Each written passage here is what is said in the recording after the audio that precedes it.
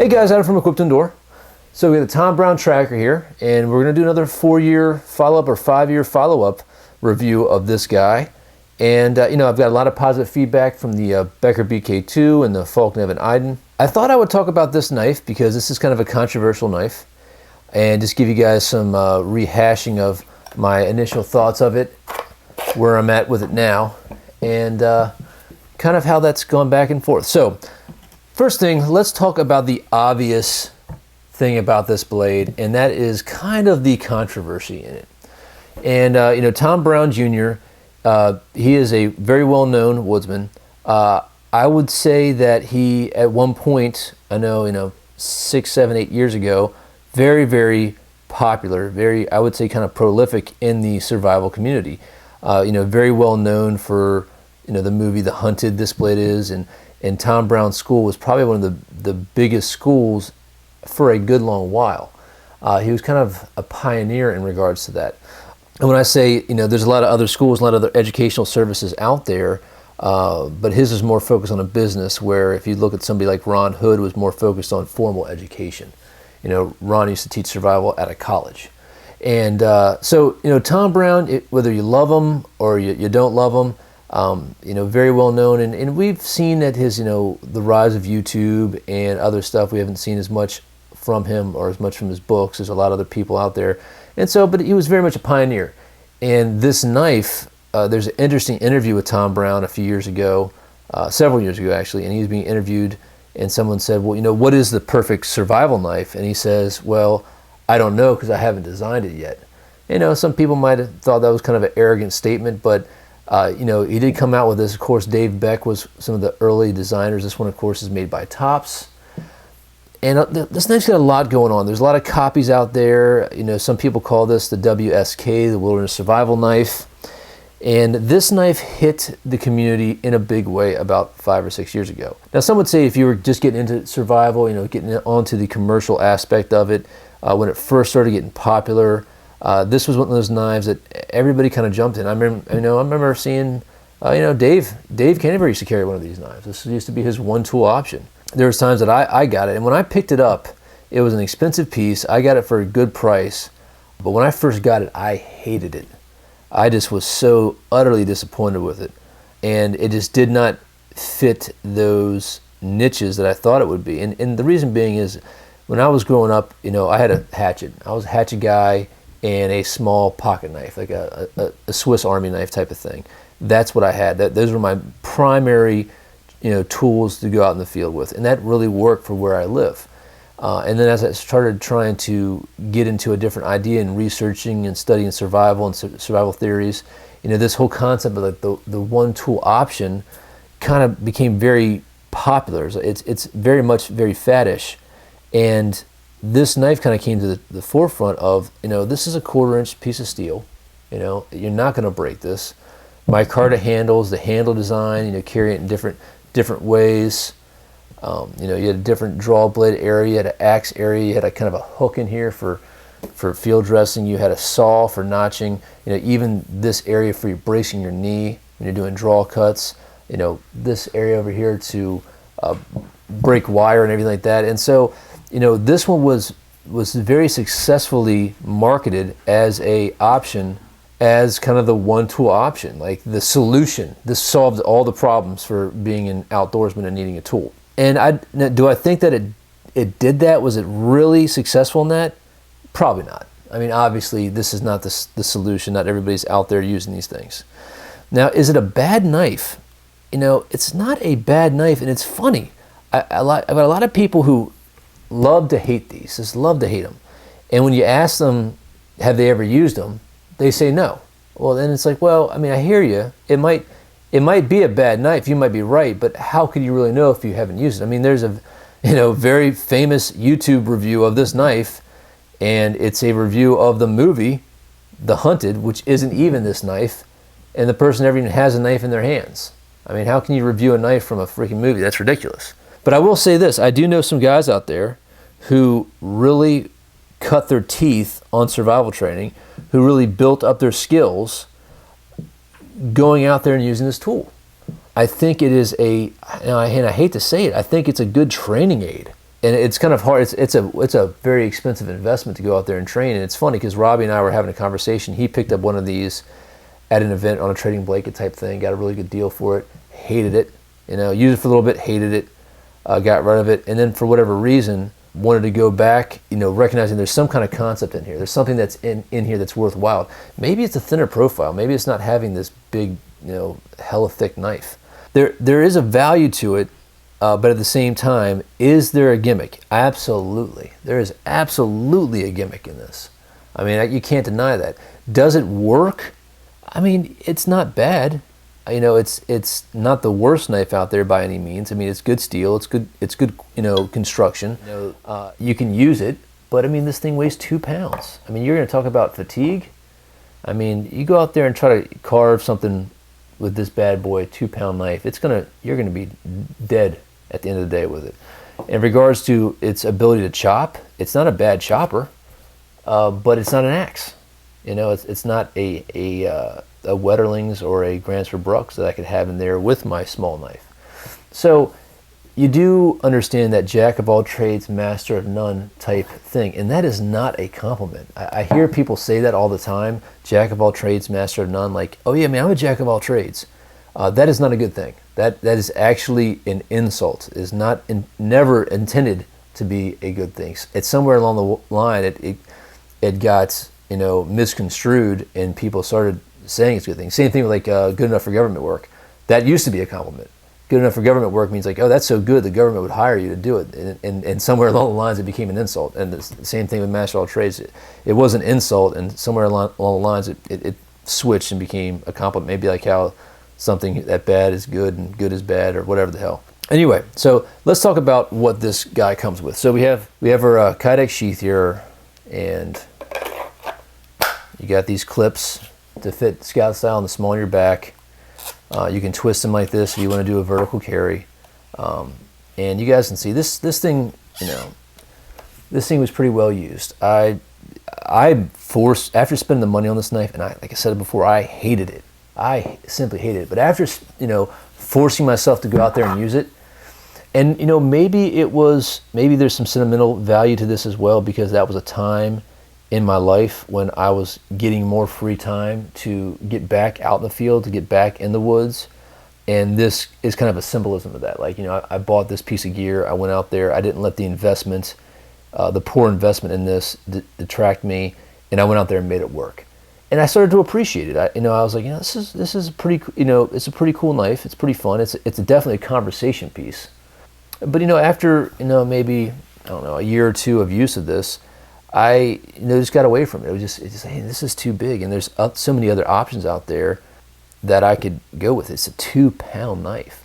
I mean, it's if you want to go out in the woods and challenge yourself, right? And this is where the philosophical conversation what goes into it.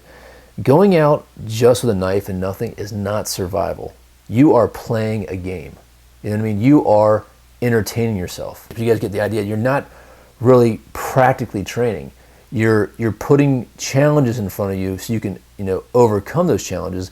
And I'm not saying that those skills, like if I went out there in the woods with just this, and that was it, and I had to fashion everything from shelter, fire, water, food, and this was my only thing that I had, that would be a very demanding, challenging thing, and I probably would be the better for it when I came out of it, in regards to the experiences that I have and overcoming the adversity. But remember, guys, train how you fight. So I will say that to say this, that does not constitute training. It may constitute skill building, which arguably, is in line with training. I can see the argument there.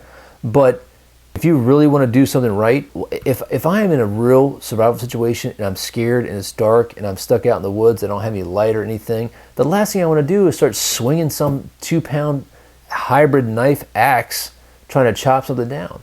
That's when you injure yourself. That's when you get in trouble because you're panicked.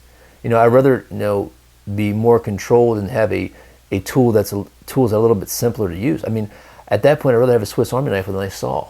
It's one of those things. So yes, this constitutes a piece of gear that I don't think has 100% reusable function training to something else. And the only thing I can say, it's like rock climbing, you know, like there's skill that you build, there's technique and everything like that, but rock climbing doesn't transfer, doesn't apply to anything else, you know, that you normally do. I mean, I guess there's some Zen aspect of it, but I mean, you don't go and train to rock climb to be a good golfer. You know what I mean? Like, so there's a difficult application. So you don't take this knife out in the field and train to be a good woodsman. And I guess that's what it comes down to. It's not going to bridge that gap for you to be a good woodsman, because it's just not practical. So does it have some strong points? Yeah, it has some entertainment strong points. I mean, it's a knife you go out there in the field to entertain yourself with, to seeing what you can do with this type of robust tool. It's almost very these tough men competitions, or these tough mudders, you know what I mean? I guess tough mudders would be our Spartan races. Like, you go out in these ridiculous circumstances to overcome adversity and challenge, to look back and say, hey, look what I did, you know?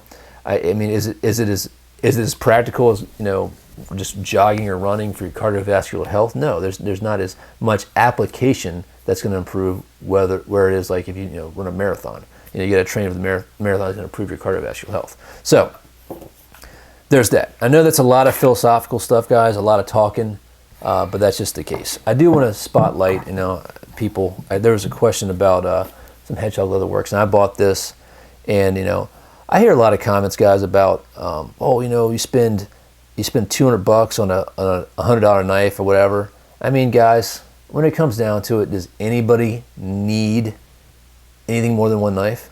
You know, of course not. I mean, we might need one in different packs and everything like that, but I mean, I've got a whole wall of knives I don't need, you know? I mean, and I'm sure you guys, if you're watching this video, you know, you choose to watch this video, you probably don't even need a Becker BK2 or a Tom Brown tracker, but you still watch the video because it's, you know, you're interested in that subject. We're collectors. As much as we tell ourselves everything we purchase has utility in it, well, it might have utility in regards to what it's capable of doing, but it's necessarily not going to have utility of what you issue it to do. So, you know, back to this. This is an artisan piece with utility. It's beautiful. I love it. One of my favorite possessions. I mean, like, I have these sheaths are like on display, but I also take them out in the field with me. Like, so if you come into my office, you'll see one of these. And just, you know, I enjoy Hedgehog Leather Works. Enjoy Paul as a craftsman and artist, and the function of this thing is pretty cool. I mean, this is like a self-contained little, you know, fire kit and knife kit all in one. You know, hoo-yah, great stuff. So I did want to talk about this. This is, I think, my second kit I ever got from Paul. The first one I had was a K-bar for a contest that I won. So do love this. The one thing I do love about this better is because this right here, if you have this in the small of your back, it's easier to find that notch like that and then slide the knife back in. One thing, you know, and anytime you use something for, you know, an extended period of time, you'll get used to using it. I mean, that's just a handsome piece. But the one thing I hate about this sheath is you can't really, it's harder to feel to get it in there because the way this is, you can just kind of, you know, have this behind your back and slowly got it in there. Do it with your eyes closed. So I do like that fold over design of the sheath. Makes it really good. I don't like just the slot in there because then you're kind of just digging away. So I brought this out for the review, but I haven't used this thing in years. But as you guys can see from the paint chipping off, this did get a number of years use, and then so did this, you know. But back to the knife. So let's talk about some of the features for you guys that haven't seen it before, and if they're practical. So the first thing is I tried to put a shallower grind on this straight part. You know, this is supposed to be the quote-unquote draw section of the blade.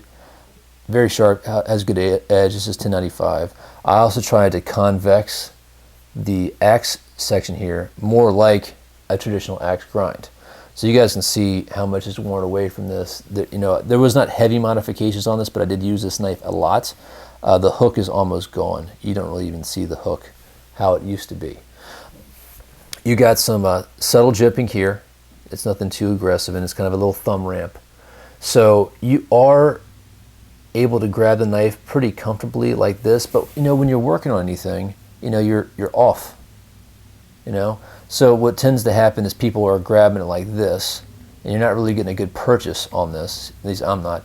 And you're still very far away from where, you want to be right up, you want the blade to be right up on there. So if I did that, I'm gonna have to come all the way over here. Well, that's not practical for me to hold like that. So, just doing any fine stuff it's kind of annoying. I actually found myself using my knee and bracing a little bit more. So I put my knee right there, and then I'll just work whatever material I'm working here. That way I can control it more. And because this is braced, I have plenty of leverage. I'm doing more of a pull cut than doing any kind of slicing motion with this. It's just too heavy. So it's like you lock it in a position in your knee, and that was kind of the technique that I would use for this. Or, hammer it into a tree and come up and do any work that I need to do. So it's almost like a tool that I established in some kind of fixed position than a free-flowing type paring knife to cut in the air. So in regards to fine detail like this, it was not worth the energy. You much rather pull out a small little neck knife or something like that to do any of your fine stuff. So in that aspect, I just think that it's dumb. In regards to the draw, here's the other thing. With the draw, it's meaty enough for a draw, but again, it's just odd. It's just an odd way about going about it, because how small this portion is, you're not going to get a huge bite into whatever material you're working. And then if you're doing something to really get some shape to it, you only have it that much until it's just not as good as I want it to be. Now, I got some buddies who made those out in the field, and they say they really like using this knife out there. And there's some aspects of the design. It's a pretty good tool in regards to that. I don't know. I've never made a bow out in the field using one of these, so I can't really comment that much on it. So this section, not as good. This right here, while it's cool, it's very difficult. And if you guys can see how messed up the angles there get, this is difficult to do outside of a machine. So if you're trying to, I've done everything. I've sharpened this on a stone. I've sharpened this on a belt. I've taken this to be sharpened professionally. I've had ceramic rods. I've had everything. And if you're going to use this whole little bit right here, this multifaceted type of blade edge, it just doesn't work. I would, I'd probably going to end up over time, if I keep this knife, I'm going to keep it. I'm not going to sell it. But this will probably just end up going away. And then if I use this consistently enough to keep on sharpening it in 10, 15, years, it'll be gone. It'll just look like a very strange swell there in the belly. So in regards to gut hook, who wants to hold a 15 pound, not a 15 pound, but a 2 pound knife to try to do it? If you're some very, very large game, caribou, moose, maybe. I don't hunt caribou and moose, but if I'm trying to skin a squirrel or a rabbit, well, you wouldn't need all of this knife anyway, but you guys get my point. Or even a deer. So I don't really think that part works as well. There are some interesting things I've seen people do to use this as a marking tool to kind of, graze something a little bit for when they're doing some building out in the field, which is pretty interesting. It just gives them a nice, point to kind of leave a scratch or a mark in something for measurements. So that's interesting. All right, so the axe head. The problem with the axe head is it's kind of in the wrong direction, because even though you grab it back here, okay, and you're coming down, that should be the sweet spot about right here. But I tend to find that I don't hit there. I'm hitting here, so I'm not biting as much into the area that I want. So you really got to practice that technique in regards to how you're snapping your wrist a little bit to get the power into this. Now, this thing can bite into things, but that sweet spot is so small, because you see the angle that goes. It's just not where it wants. You would think that you would want it right here, but it's like here that it ends up being. So, and at the angle you hit, it just doesn't bite in the way that you want. And then if you come up too short, you're getting all this stuff. So you're just kind of spearing it with that little tip. So, that's that. In regards to this is not a saw. This is used to put a notch in a board, maybe put a notch in a trap. It's really aggressive. It's really big. They'd be better suited to make finer teeth. I've used this I mean, it's got some gunk in it. I've used it 2 or 3 times, and I've never really been happy with the way it performs. The wire cutter thing, it's just silly. I've never come up on a situation where I needed to use that. I think I've tried to break some wire when we were making snares, and it's kind of goofy. It's not, it's not where it needs to be on that one. It ends up just getting tangled up, and you just spin it around and spin it around until it ends up breaking. But you can just do that on its own. You didn't need that little piece. So in regards to that, the tip's not bad. To do different things. If you want to start your pilot hole for your bow drill or something like that, it's not a bad tip. The thickness of the blade, again, I've been on a thinner blade kick for a while, and I think this knife could do very well at anywhere from 3/16 to 1/8. A 1/4 inch is just too much. It's just so off balance. If you guys can kind of see that, I know it's kind of difficult to, it's so heavy. The balance point of the knife is like here, so this I actually do like. I do like that part. It works well when you're doing some kind of bracing cut. And the handle, for all how big and kind of goofy it looks, it actually is not bad. The contours of the micarta are not bad. They did a good job. I do like, you can have these different, if you're doing some close-up stuff, you're doing some, normal slicing things, which again, you're not going to really do because there's not much meat there, or if you're going to be doing some chopping. So, so again, it is one of those things where the best analogy I can say is you're going to go out and you're going to go hunting with a spear. Your goal is not to collect meat. You know what I mean? Your goal is to go out there and the challenge of the hunt with a spear and be able to look back on completing that objective. Like, hey, look what I did with a spear. It's not a rifle. There's more effective and efficient ways to go out there and do it. There is some value in regards to going out there and doing it with a tool like a spear. And the same thing with this. This is not going to be the woods solution by any means. I think there's so many more viable options, less expensive options, more user-friendly options that are just going to do you a lot better than this. But there is something to be said, for this being the one tool you go out there and do your thing with. The aesthetics of the knife, like, it looks like I should like it. You know what I mean? And I do like it until I put it in my hands, if that makes sense. Like, on the table, it looks sweet. You know what I mean? It looks like something Snake Eyes from G.I. Joe would use, It just looks like a badass blade. But then when I get it in my hands, I'm like, ugh. And I had that same feeling when I first purchased it. Like, I had like instant buyer's remorse. Like, oh, when it came out of the box, like, this is it. And it was one of those things I bought off the internet without getting my hands on it. And like I said, I spent that money and made myself go out and you're going to use, it was like I had another voice in my head saying, you just bought that thing, like something your mom would say, you better go out there and use it. Again, I did like it. I did like it for the challenge that it had and the skills that I think I built off of it and those fun times I had with it. I'm very happy with that. So, guys, I'm rambling here a little bit long. And again, I understand this is a controversial knife. You either love it or hate it. The only thing that I will say is if you are a hater of this knife and you haven't gone out there and used it, you might want to check the reason why you're hating it. Did somebody just tell you to hate it? If you're somebody who loves this knife and you take it out and do all your things with it, hey man, you win. Good for you. Good for you. It doesn't matter what piece of equipment you got. If it works for what you're trying to go out there and achieve, that's good, man. If you're just a collector of knives and you just appreciate different looking knives, some people like collecting those fantasy Klingon looking knives. Hey, that's fine too. Can it go out there and do the job? Yeah. It's going to be as effective or efficient as some other stuff? Heck no. And I'll tell you right now, I'd much rather have a knife like this out in the field than a knife like this. This gives me so many more options. With draw cuts, with slice cuts, with fine carving, with making a burn bowl, whatever I want to do, starting a fire. This is going to have a better edge on the back of it than anything that I have there. This is just a better option for me. Of course, this is one of the Diving Sparrow knives. my evolution has changed. I mean, again, here's another way, the direction that I'm going nowadays.